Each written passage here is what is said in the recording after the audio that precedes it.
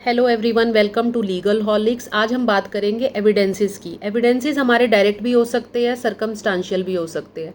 Direct evidence का example के तौर पे हम लिया जाए तो आई विटनेस, सीसीटीवी फुटेज, ये हमारे हो गए डायरेक्ट एविडेंस। अब हम बात करें सरकमस्टांशियल एविडेंस के, कोई ब्लड स्टेन्स, कोई फिंगरप्रिंट, या आपस में कोई लड़ाई झगड़ा हुआ हो किसी का और 2-3 दिन बाद अगर वही लड़ाई बढ़ते बढ़ते कोई मर्डर में कन्वर्ट हो जाता है तो हम उसको सरकमस्टांशियल एविडेंस के तौर पे आगे रख सकते हैं।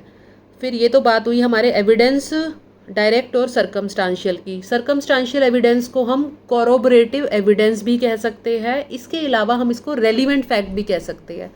रेलिवेंट फैक्ट का पर्पस है फैक्ट इन इशू को प्रूव करना। अल्टीमेटली हमारा पर्पस है फैक्ट इन इशू को प्रूव करना, तभी हम अपनी बात को प्रूव कर पाएंगे। अब वो हम डायरेक्ट एविडेंस से करें या फिर घुमा फिरा के रेलिवेंट फैक्ट डायरेक्ट एविडेंस को सपोर्ट करें और फिर हम अपनी बात को फैक्ट इन इशू के थ्रू प्रूव करें।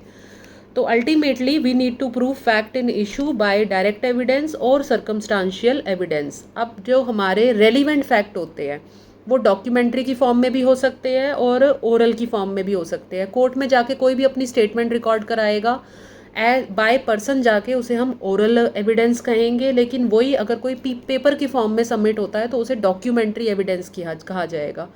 डॉक्यूमेंट्री एविडेंस दो टाइप के हो सकते हैं, प्राइमरी और सेकेंडरी। अगर फर्स्ट कॉपी दी जाएगी ओरिजिनल कॉपी तो वो प्राइमरी हो जाएंगे, और उसकी फ़ोटो कॉपी सबमिट की जाएगी तो वो सेकेंडरी हो जाएंगे।